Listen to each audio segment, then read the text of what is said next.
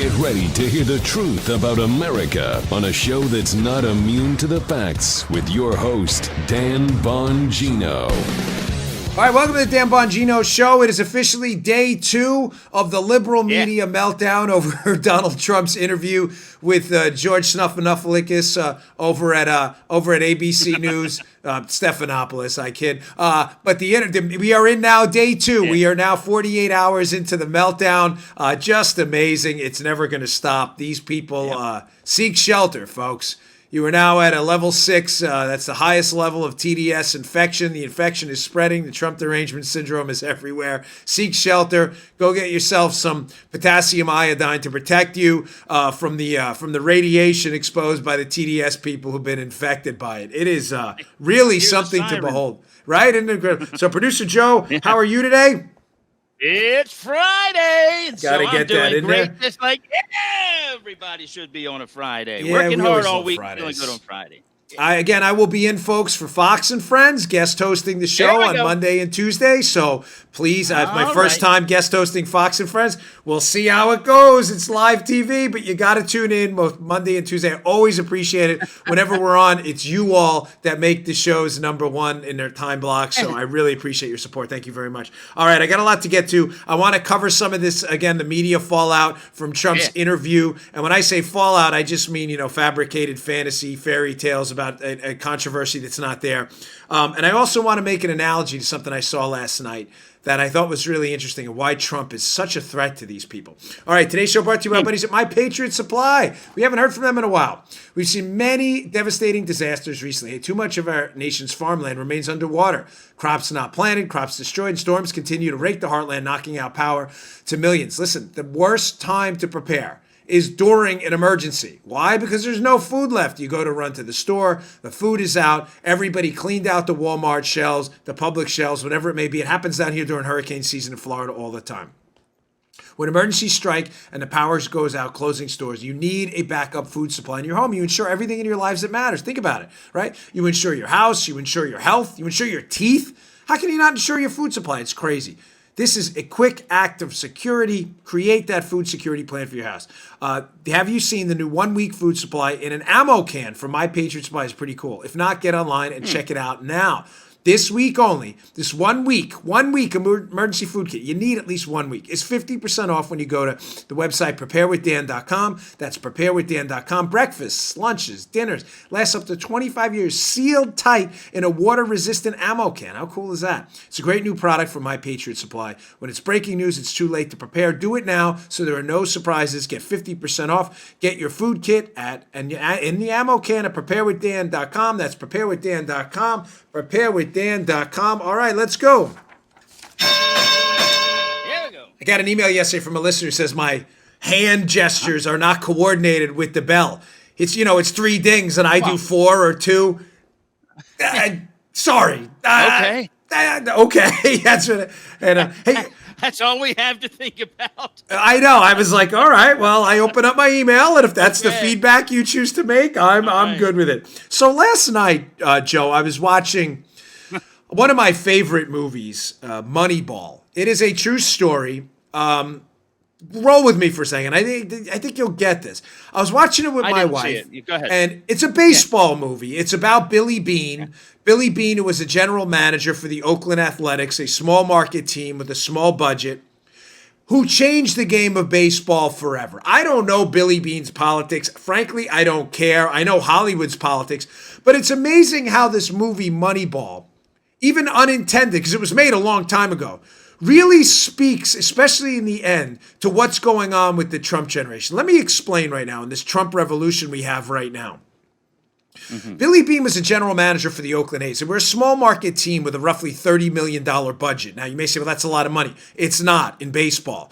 The Yankees, who I grew up with, their budget was $100+ million pretty much every year, 3 and 4 times in some cases what the A's had.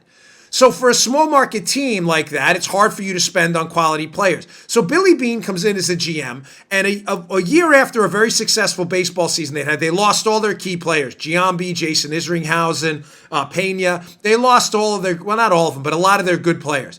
So the owner of the team says to the GM, listen, you got to do something with almost no money to do it with, and you got to make the team successful. The bottom line is Billy Beane goes to his scouts, and these scouts are doing everything old school. Well, let's go this guy, that guy, this guy. And Billy Beane looks at him, he's like, do you guys have like any data for this? And the scouts, who for years, baseball scouts who go and watch talent, are watching these people, and they're like, well, this guy's got a good arm, I need data. So he finds this guy, and they invest fully in this system called Sabermetrics. Sabermetrics this is a fascinating story, and there's a book on it too, which I can't encourage you in strong enough terms to read. One of my best Secret Service friends adores this book. He's a brilliant guy. Brilliant guy. This guy, Steve. This is one of his favorite books. Sabermetrics was this system where these statistical analysts would look at these various numbers and by calculating statistics would determine the value of a player to a team. In other words, forget what the scouts say, Joe. Scouts, this guy's got a good arm. This guy's great. Why is he great? Because he's great. I'm not diminishing scouts, by the way. They do a great job. Some of them are super talented. I'm obviously, in the interest of time, I have to distill the story down to some talking points here. But What the scouts did was largely subjective. What the data people did is they started crunching statistics to determine a player's value. Ladies and gentlemen, this made Billy Beane a pariah in baseball. But why? Why did it make him a pariah? With a team financed on a minuscule $30 million budget in the 2002 season where they implemented Sabermetrics, Billy Beane's team made it all the way to the playoffs and had the longest winning streak in Major League Baseball history, 20 games. Why was he such a pariah? Well, there's a scene at the end where he meets with the owner of the Red Sox. Season's over. They lost in the playoffs, unfortunately, the A's. But John Henry, the owner of the Red Sox, tries to recruit Billy Beane to come over. And he says something to Billy Beane I want you to remember. Ladies and gentlemen, I'm sorry if you don't like baseball, but this is a really important point here. He looks Billy Beane in the face and he says, listen, do you understand what you're doing is a threat to the livelihood of this entire operation? In other words, all of these scouts and general managers and all of these people who had invested their entire lives in a system of, well, let's just go watch them and get a talented scout to say if he's good or bad and grade him on a 50-point scale or whatever it may be. Billy Beane broke that whole system. He broke the whole system by challenging a lot of these scouts and saying, I want to see data. On base percentage, different statistics we haven't looked at before. Diminish the value of certain things like the bunt or the stolen base or whatever it may be. Things home runs, do they really matter or does this matter? It changed everything. Everything. Theo Epstein later used the system for the Boston Red Sox to win the World Series for the first time since the Bambino, the curse of the Bambino. Ladies and gentlemen, the Trump revolution is a very, very similar scenario working out now. Again, I'm not deifying Trump. I don't do golden calf worship here. He's a flawed human being like all of us are. He's no different. That he's made of the same DNA code you are. But what he's done is an existential threat to the livelihoods of thousands and thousands, if not tens or hundreds of thousands of people who are fully invested in government lobbying, ever-expanding government, influencing politicians looking to be influenced who need their support. This guy genuinely doesn't care. He will flip on a dime with you if you cross something he's doing that he thinks is right. Right. I don't mean flip on a dime in a bad way. I mean that in the past, politicians could be bribed. Hey, listen, in the next election, you know how this is going to go down, and I need your support, and you're going to give me your support, and I'm going to give you my precinct captain and these guys, and we'll do a fundraiser. I'm not saying Trump's not human, that stuff doesn't matter, but it doesn't matter to him nearly to the degree it has mattered in the past to other politicians. He is a threat to the livelihood of people who have invested their entire lives. Jobs have been promised, Joe. Kids' jobs have been promised. Aunts and uncles, wives, livelihoods, companies who've invested their entire business model in influencing government people, and this guy's just not influenceable like the other generations of politicians are. Folks, again, I'm not a Hollywood guy. I don't even care about Billy Bean's politics, whatever they may be. But if you watch that movie or read the book, you cannot come away with the feeling, if you understand the current political climate, that what happened in baseball with the sabermetrics revolution is the exact same thing right now happening in government. And it is driving all of the people invested in the old model whose livelihoods depended on it. It is driving them absolutely mad. Damn. The media. Just think what Trump does to the power of incumbency. I mean, you don't know what you can promise your, voters. No, because the guy is strategically and tactically entirely unpredictable. He can't be bought in the long run. He doesn't play the game like that. He never has. He doesn't need your money. He doesn't need your fame. He doesn't need a contributor spot on a network. He doesn't need it. Jim Clapper needed that. Jim Clapper, the NSC, he needed to be on TV afterwards to stay relevant, make money.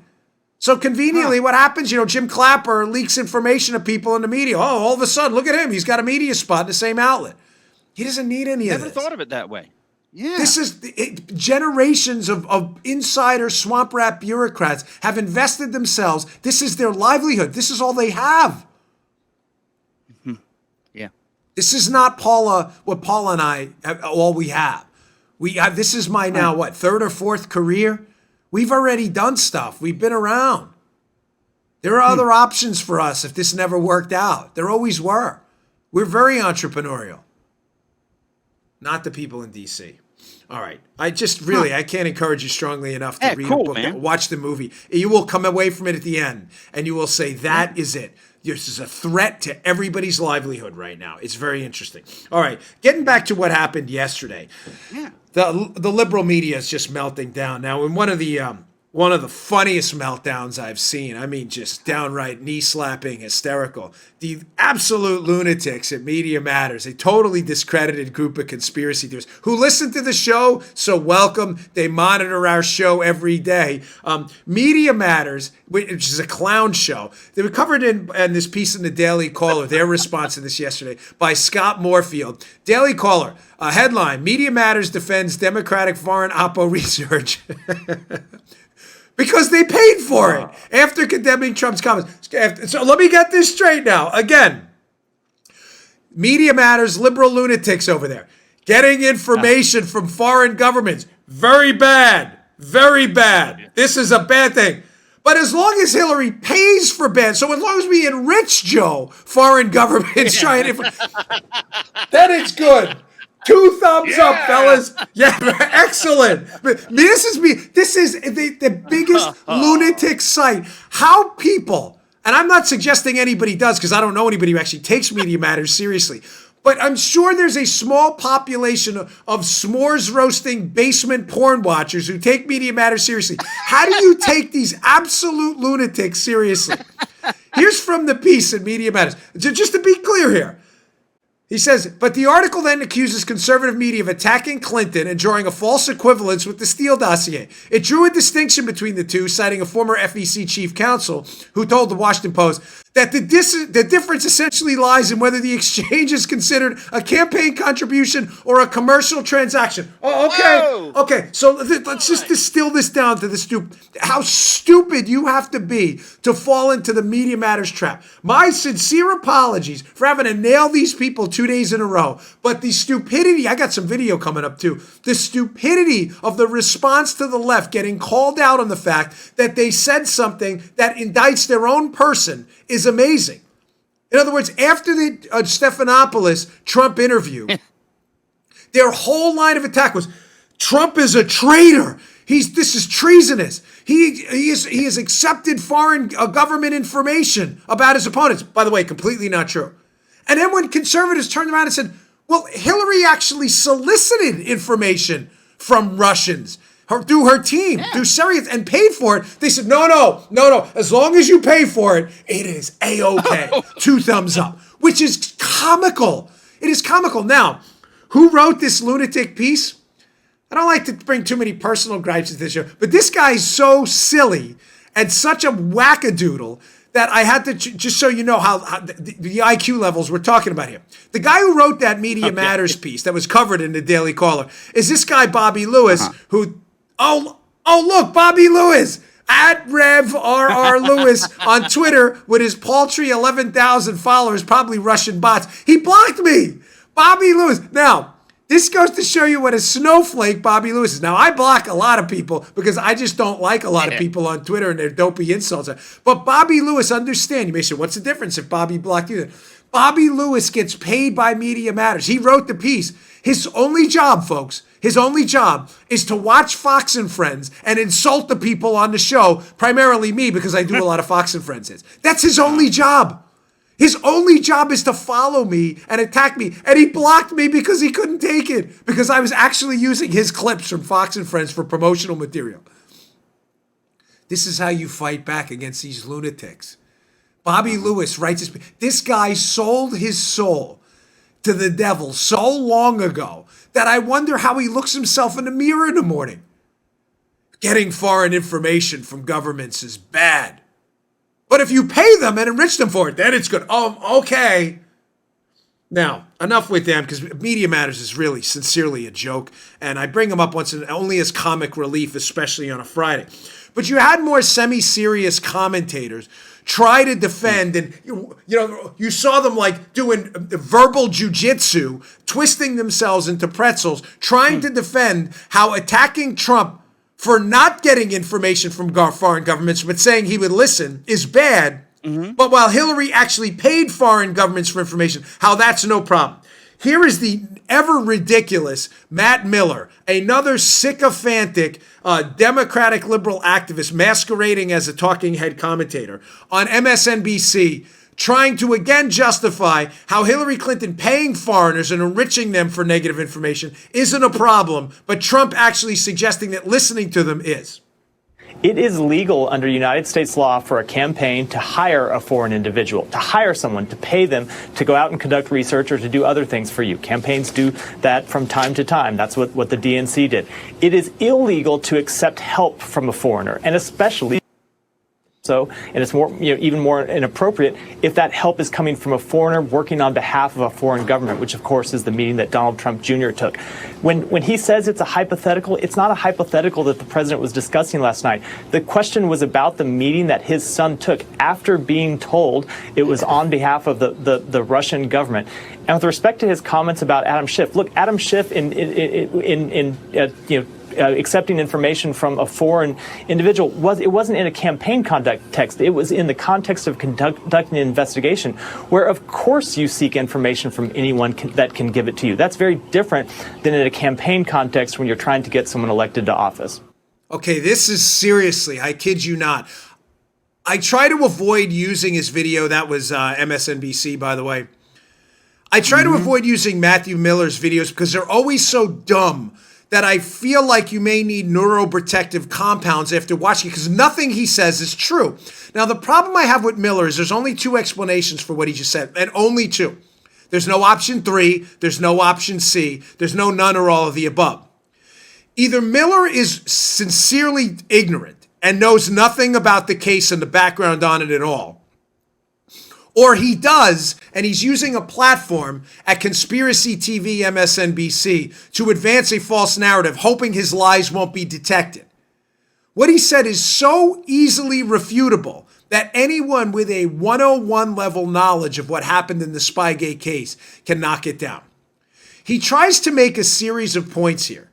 The first one is so ridiculous, I just hit it, I'm not going to hit it again. That somehow paying for it, enriching foreign governments to attack our democracy is okay. Ladies and gentlemen, if you believe that, like Bobby Lewis does and other left, they don't really believe it. They're just lunatics, folks. But if you believe that, you have your own issues you need to deal with. You may need to put your hand over your heart and see what that Pledge of Allegiance means to you, okay? I'm done with that. Because that point is so stupid that Miller disgraced himself by even bringing it up. Lewis can't disgrace him, so he's already a disgrace. He's been a disgrace forever. You can't disgrace yourself again. You can't double disgrace yourself. But Miller thinks he's a serious guy. But Miller says something interesting. He references the Trump Tower meeting where he says, well, you can't take this information for free, especially if people show up for the Trump Tower meeting who are connected to the Russian government. Okay, 2 points why this guy is obviously lying to you. He's a fraud. Number one, there was no information exchanged at the Trump Tower meeting with Don Jr. that was worth anything at all. They actually left the meeting early. Don Jr., Paul Manafort, and others in the meeting, Jared Kushner, had people text them because this meeting with these Russian-connected individuals was not about Hillary Clinton. They may have thought it was. Bad idea, folks. Point stipulated. Bad decisions are made all the time. But Joe, follow me as the audience ombudsman. I need you here. Miller's saying, well, if you exchange information of value about a candidate and you don't pay them, this is illegal. There was no information exchanged about this candidate, Hillary Clinton. None. Zero. Goose egg. He is lying. No one has alleged any information has been explained. Mueller has not said that. Don Jr. has not said that. Nobody in the meeting has contradicted the now widely known context of the meeting, which is when they got in the room, these Russian-connected individuals, the meeting was not about Hillary. They started talking about Magnitsky, the Magnitsky Act, and Russian adoptions. Nobody has disputed that. Now, Miller is lying to you by suggesting that somehow they exchanged information of value, that if Trump would have paid for it, it would have been okay because Hillary did it. He is a liar, or he's really, really dumb. There's no option 3, folks. Secondly, he makes the bizarre assertion that, well, when you're meeting with people connected to the Russian government, ladies and gentlemen, these people were connected to the Hillary Clinton team for the 1,142nd time on this show. This is not in dispute. The Russian lawyer that showed up for the Trump Tower meeting, Veselnitskaya, was working with the company, Fusion GPS, hired by Hillary. They coordinated the meeting. They met with this Russian lawyer before and after the meeting. It was a setup. Has Matt Miller not thought this through? He's too stupid to have thought this through. Or if he has, he's the worst gaslighter around. So you're saying on one hand, the Trump Tower meeting is awful because Russians showed up with connections to the Russian government. What about their connections to the Hillary team? They were working with the team hired by Hillary and met with them before and after the meeting. No, that's not a concern. These people are total frauds. The Russian lawyer that showed up, do you understand, met with Glenn Simpson from Fusion GPS before and after the meeting? It was a setup. None of this is in dispute. No one's denied this. No. This guy is just take the L. He's a total fraud. I'm serious when I say I see his cuts a lot, and they're so ridiculous, I generally avoid putting them on the show. But this was the theme of yesterday's commentary on the Trump team. They realized that Trump put them in a bind. I don't think it was 4D chess or anything. I think Trump just worded it a little different. And by the way, during his Fox and Friends interview this morning, Trump cleared a lot of that up by saying, listen, I would have to listen to these foreign officials because how am I going to know it's negative information unless they tell me what it is, which was kind of common sense. And it was clear. And if you listen to yesterday's show, I cleared that up, that's what Trump was trying to get at. But this was the spin yesterday. They realized Trump put them in a bind because Hillary actually paid foreigners to pay foreign Russian-connected people for negative information, paid them. And now they're in a bind and they're trying to dig themselves out. So you have long disgraced Bobby Lewis and or newly disgraced Matthew Miller throwing their reputations on the funeral pyre by suggesting, no, talking with foreign governments is okay as long as you pay them. Now, another, again, long disgraced I mean embarrassment to the federal government, a total, complete, humiliating embarrassment to everyone who's ever wore the badge in their life. This complete clown show. Andy McCabe, former discredited, disgraced deputy director and then at one point acting director of the FBI, and a historical stain on this country whose legacy will be a series of summary notes to incoming FBI agents about what not to do in your career. You think that was harsh enough for this joker? This total clown show appeared on Chris Cuomo's show on CNN yesterday. Listen to this lunatic after engaging and marshaling the biggest spying scandal in United States history using his FBI assets. Listen to this lunatic and his defense of why Hillary was A-OK, but why Donald Trump not taking information from Russians was really bad. Andrew, there is a big division between what the president and his people want the message to be on this. The president says it's okay to take information. Rudy Giuliani says it's okay to take information from the Russians. Jared Kushner says, I don't know if I got solicited again for information from the Russians, whether I would tell the FBI. What is the line for you, and why do you believe they deal with it this way? Chris, the line for me, the line for investigators in the FBI, the line for experienced people in politics, campaign after campaign after campaign, the line is very clear. It is not acceptable to take anything from a foreign power, certainly not a hostile foreign power, certainly not the government of Russia. The reason we have such clear lines about this sort of activity is because of the importance of keeping foreign influence out of our elections. So when the president gets on television last night and tells the world that he thinks it's perfectly fine to sit down with foreign agents, to sit down with representatives, possibly even from Russia, to hear what they have to say and to receive what they are offering is just absolutely wrong. The president and his supporters are wrong about that. Oh my gosh, can you believe this absolute lunatic? This guy is Andy, you were referred for criminal investigation. Just shut up. Seriously. Quiet down. Soup cooler? Close it. You realize you just entirely indicted the Hillary Clinton campaign? Nothing he said there applies to Russia. I'm not going to rewind the tape, but you heard what he said. Mm-hmm.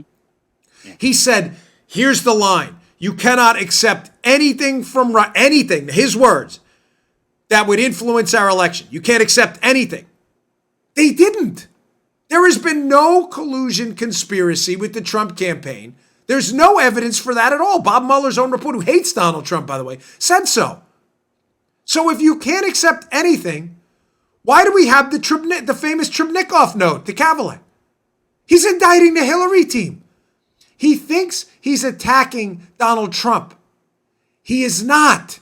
He's attacking Hillary Clinton, and he's too stupid to realize it. Andy McCabe cannot get past the fact that Christopher Steele, their beloved FBI source who created a series of false documents and information to spy on Donald Trump in the biggest spying scandal in U.S. history, told the State Department's Kathleen Kavalek in her own notes, as you can see on this YouTube screen now, there you go, that his sources were Trebnikov and Surkov, a Russian intel officer, Vyacheslav Trebnikov, and Vladislav Surkov, a Russian disinformation specialist. Andy McCabe's paid FBI informant. Do you want, folks, oh my gosh, I cannot get over the gall, the nerve on these people. Andy McCabe, hack, discredited lunatic, paid Christopher Steele, who clearly told the U.S. State Department that his sources were Russian intel disinformation people. He just said you can't take anything from Russians.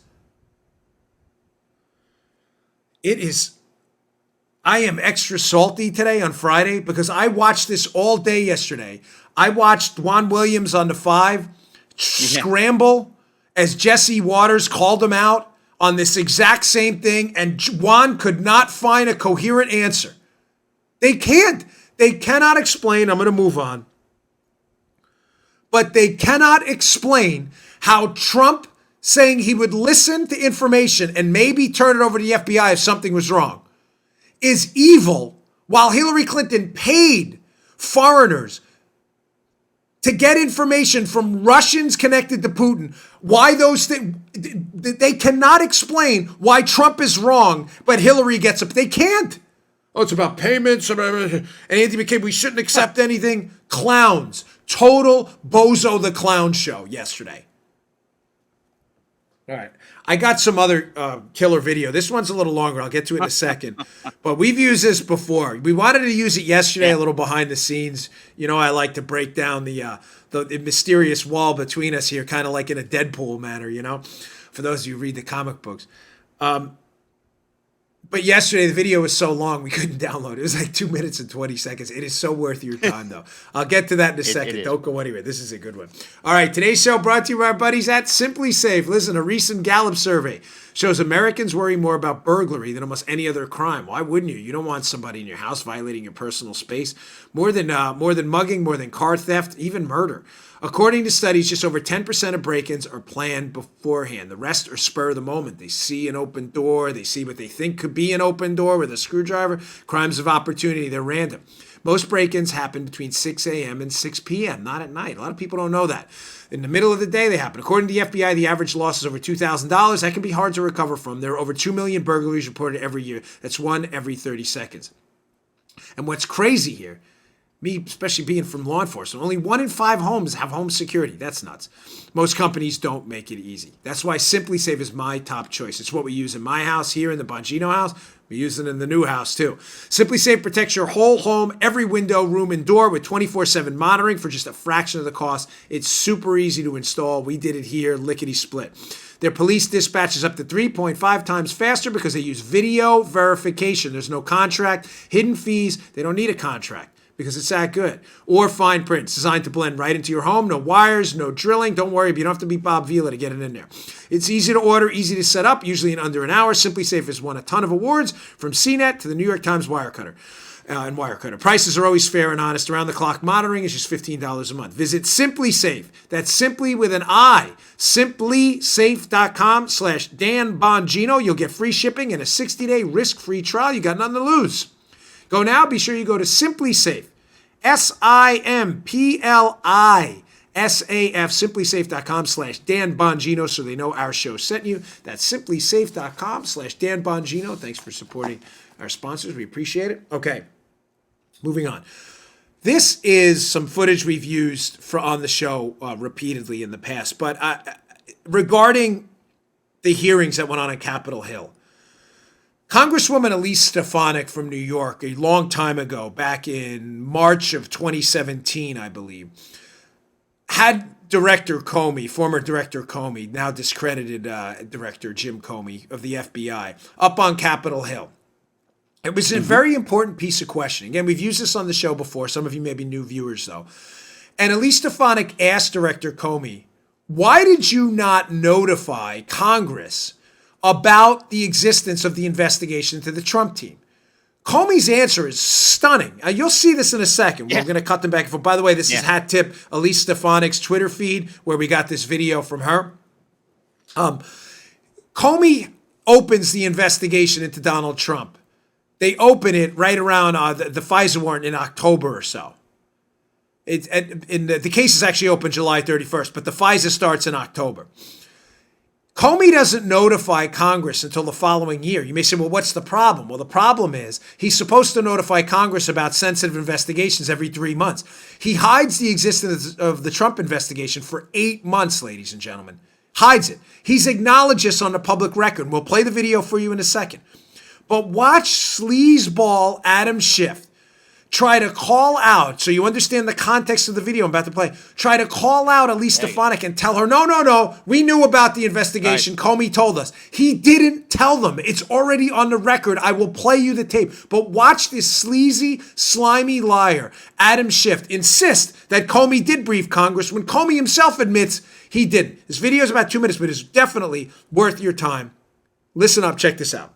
It was clear in the open hearing that Director Comey testified that he chose not to brief the Gang of Eight on the opening of the counterintelligence investigations. This has been widely reported. This was an open hearing, and we've worked across the aisle on language to be included in the Intel Authorization Act to ensure that any counterintelligence investigation in a presidential campaign is briefed. So I hope you would agree, based upon the testimony of Director Comey, that he circumvented the process. And in our oversight capacity, I agree with you. We need to have an update to make sure that they're following those procedures. But I think we need to strengthen not just the typical way of doing things, but put it in law so that they are required to brief us. Mr. Vanek, I would only say that that was not his testimony, that the first time that he was briefing the counterintelligence investigation to us was contemporaneous with his disclosing it to the public. I did not say that in my statement.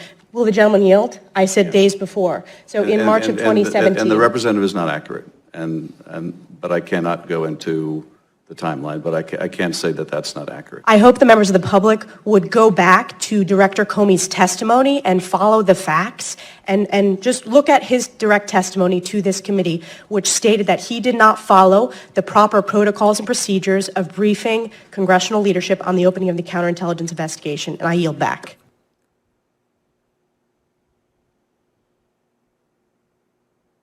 If the open investigation began in July and the briefing of congressional leadership only occurred recently, why was there no notification prior to the past month? I think our decision was it was a matter of such sensitivity that we wouldn't include it in the quarterly briefings. So when you state our decision, is that your decision? Is that usually your decision what gets briefed in those quarterly updates? No, it's usually the decision of the head of our counterintelligence division.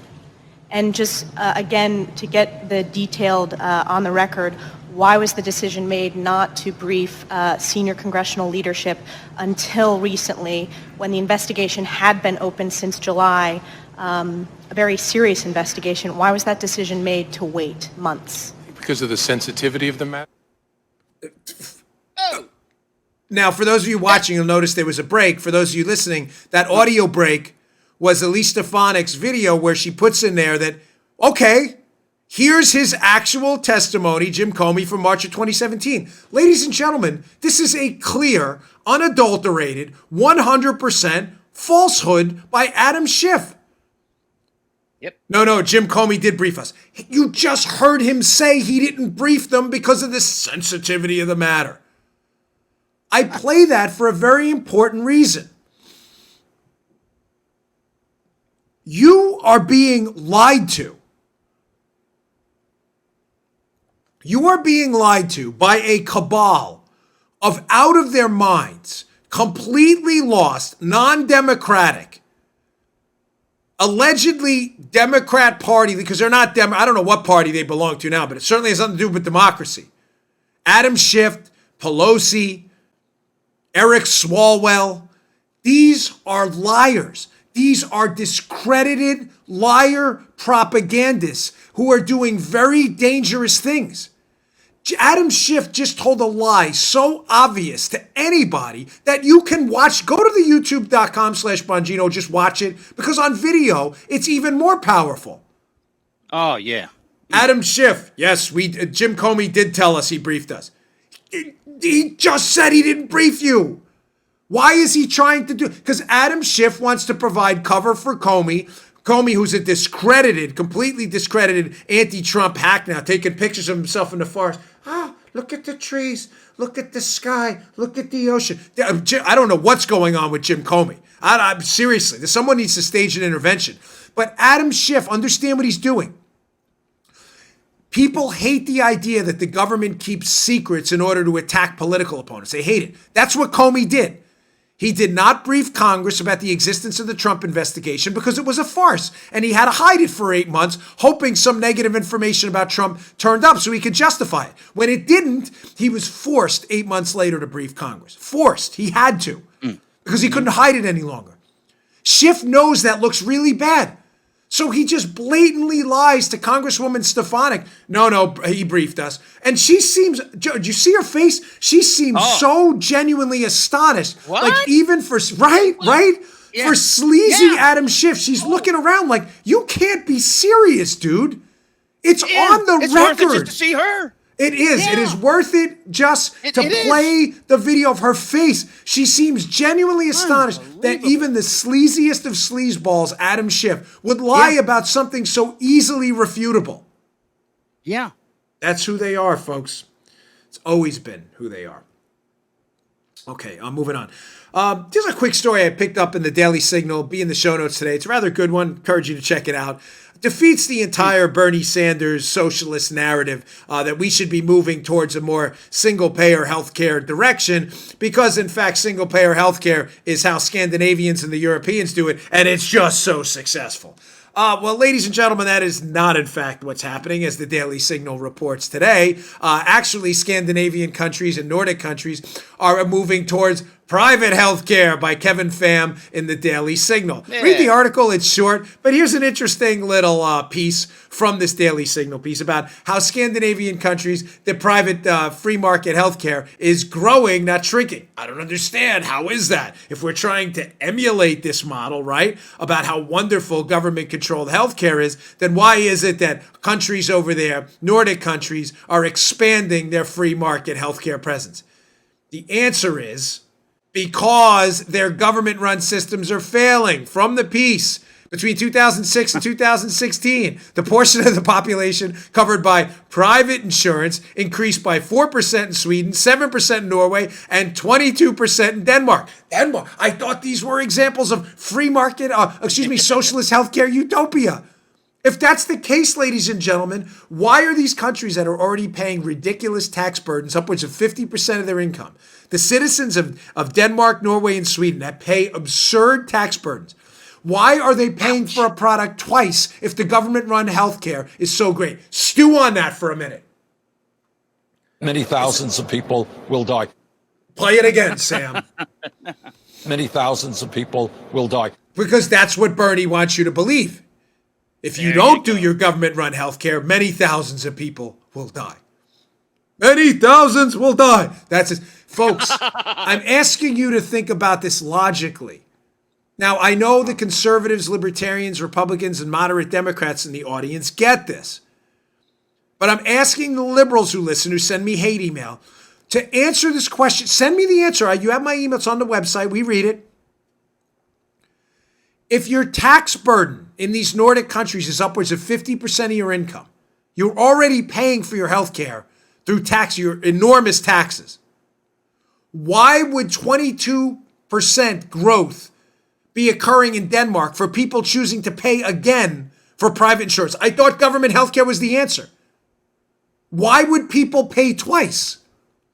Why would upwards of 40,000 Canadians a year cross the northern border in the United States to pay for healthcare in the United States, despite the fact that they get it for, air quotes, free in Canada? Why? The answer is because it's not free. It's garbage rationed care. That's why.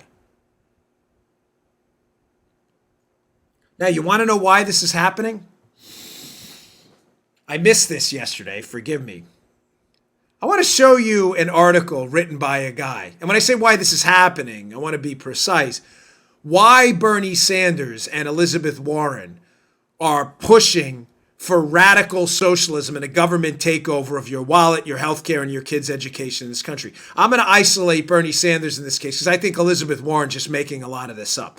I don't believe, you may think I'm crazy. I don't believe Elizabeth Warren is stupid. She knows socialism's a disaster. She just wants to get elected, and she's power hungry. Ladies and gentlemen, make no mistake, though. Bernie Sanders is a believer. He is the most dangerous candidate in this field. He is a die-hard golden calf worshiper of a system that has wiped out and snuffed out the lives of hundreds of millions of people. That is socialism. You don't believe me? Put up that article by our friend, and when I say friend, I mean ideological opponent, David Sirota. This guy's kind of out there, by the way. David Sirota once wrote a piece, which right now, you'd cry if you read it. You can't believe he actually wrote this. Praising Hugo Chavez. You may say, what does this have to do with anything? Oh, we're getting there. David Sirota, who is a far left radical, wrote a piece in Salon.com praising Venezuelan socialist dictator Hugo Chavez, a country now he drove into the ground in conjunction with Maduro, the current discredited who wants to be a leader. He's not. They have people eating out of garbage cans, eating squirrels, zoo animals. He's drove the country into starvation. You can look up the article yourself. It was written in March of 2013.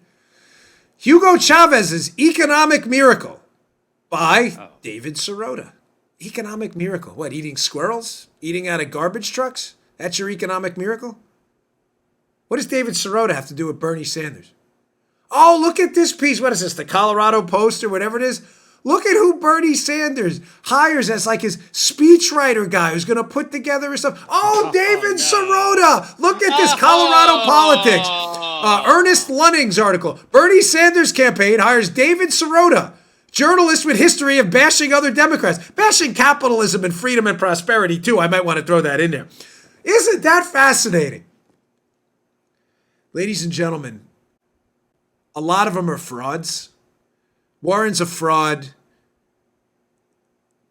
Mayor Pete, they're frauds. They are. They don't really believe this far left radicals. They don't. That doesn't make them any less dangerous politically if they want to institute this stuff. But I'm convinced they don't actually believe it. Bernie's a believer. Make no mistake. This guy hires the radicals with deep ties to socialism, deadly socialism, and people who defended it. I left that out yesterday in my Bernie critique. I'm sorry. It was really important I get that in today. That's the kind of people he hires. All right, we got more. Don't go anywhere. This is important. All right, finally, today's show brought to you by our buddies at Genucel. Hey, you wish that double chin would just disappear? Newsflash, ladies and gentlemen, people look at your jawline. It tells your age. Here's our famous Robin from Lubbock, Texas. Hey, I put the Genucel jawline cream in my neck for 2 or 3 days. This is the best my neck has looked in 20 years. People told me my face looks young. I am blown away. My mother-in-law loves this stuff. With Chamonix's MDL technology, Genucel's brand new jawline treatment specifically targets the delicate skin on your neck for tight, healthy, younger-looking skin. Nice. You will see your mirror smile back at you or 100% of your money back, no questions asked. Call now, and the classic Genucel for bags and puffiness is free with your order. Call and to start seeing results in 12 hours or less. Genucel's immediate effects is included, also free. No double chin. No turkey necks. No sagging jawlines because no one needs to know your age. Text YOUNG to 77453 or go to Genucel.com. Get your 2 free gifts and free shipping now. Text YOUNG to 77453 or go to Genucel.com. That's Genucel.com. Check it out. Okay. Let's see. Last story. Yeah, fine. This is an important story. So, Facebook's gone full 1984 Orwell, Joe. Yeah, I know. The story gets worse, believe it or not, about Facebook. I have been knocking Facebook for a long time. Breitbart has a really wonderful piece up today. It'll be in the show notes. I strongly encourage you to read again. If you go to Bongino.com, click on the menu on the side. It says podcasts. If you click on the podcast, all these articles are attached. If you want me to send them to you, subscribe to my email list.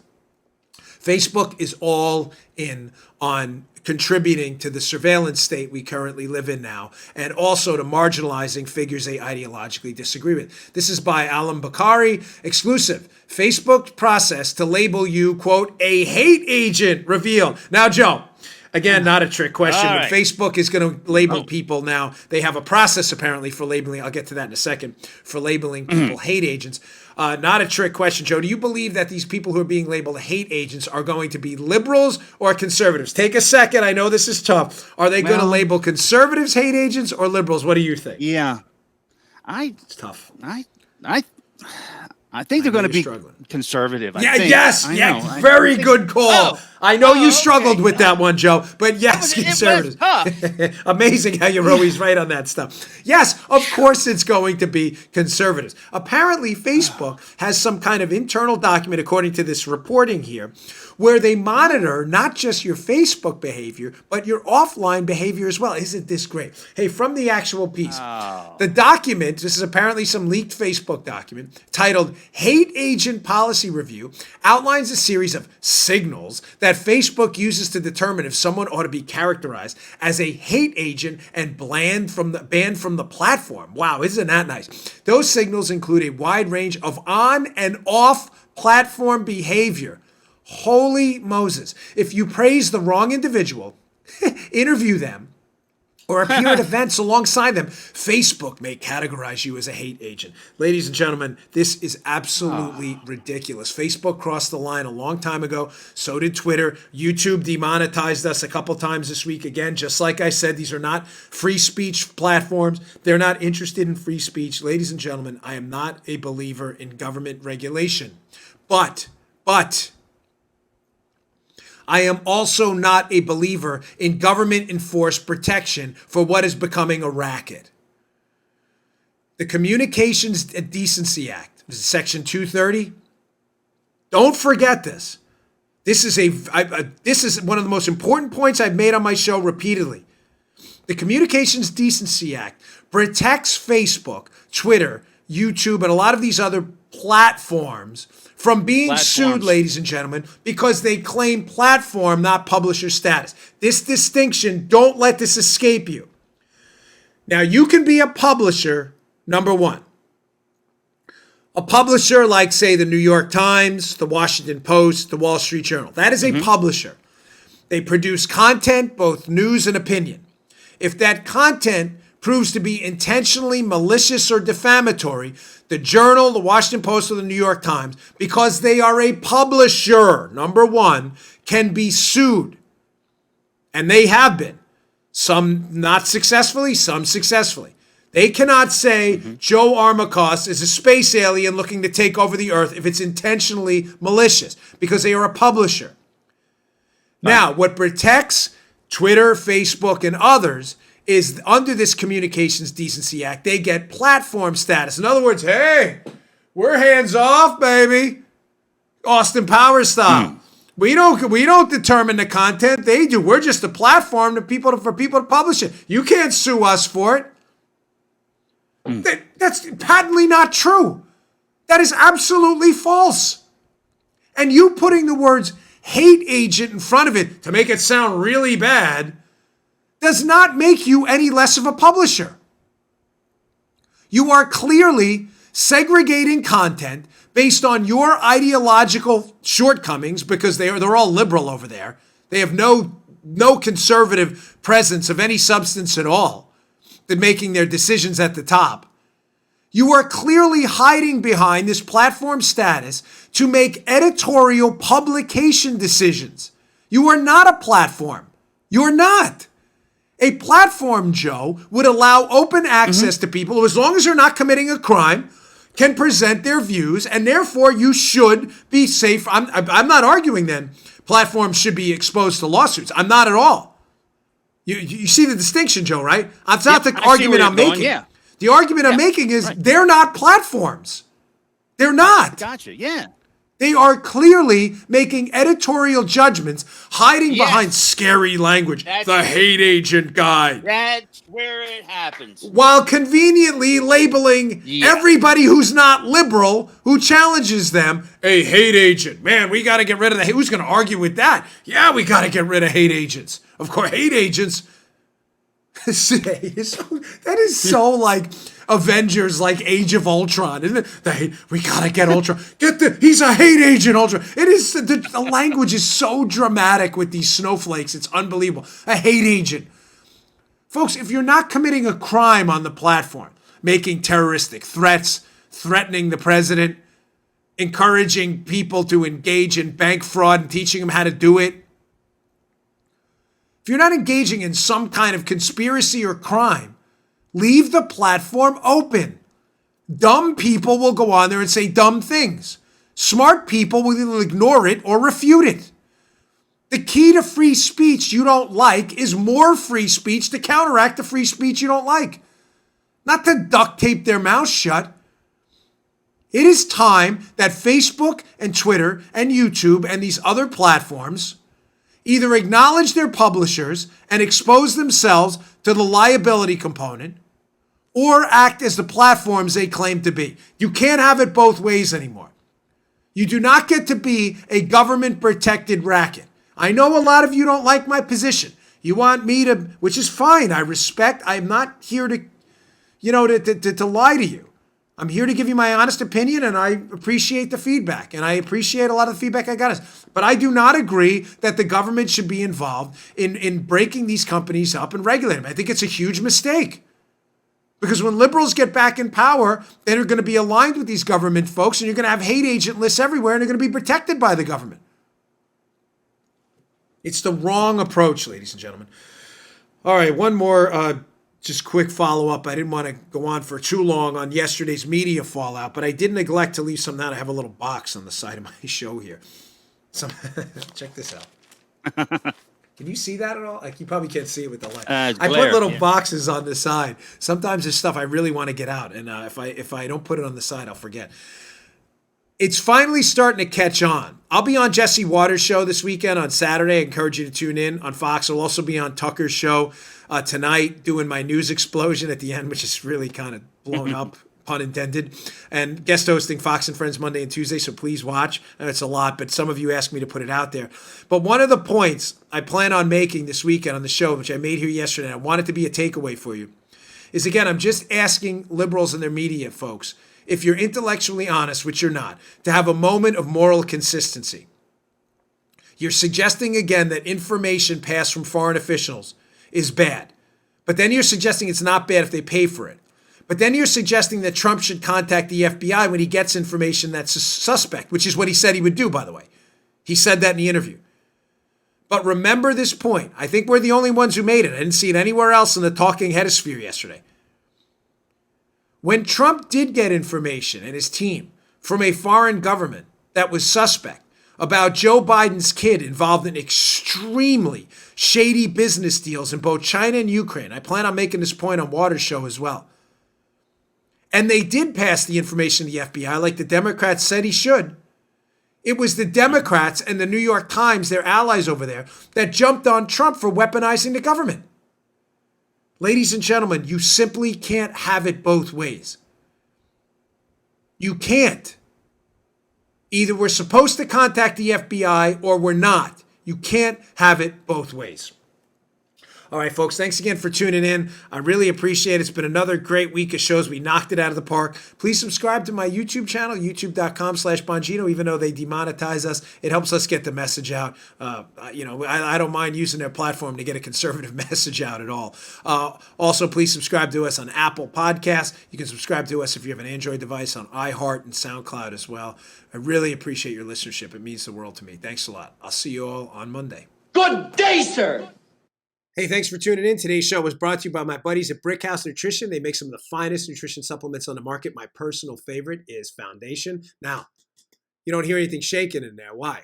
Because the bottle is empty, because I use it. I love this product. Check it out. Foundation. It is a creatine ATP blend. Does three things: look better, feel better, perform better. Go give it a shot. Go to brickhousenutrition.com/Dan. Try out this creatine ATP blend and take the mirror test. If you don't believe me, take the mirror test. Before you try Foundation, right? Go check it out.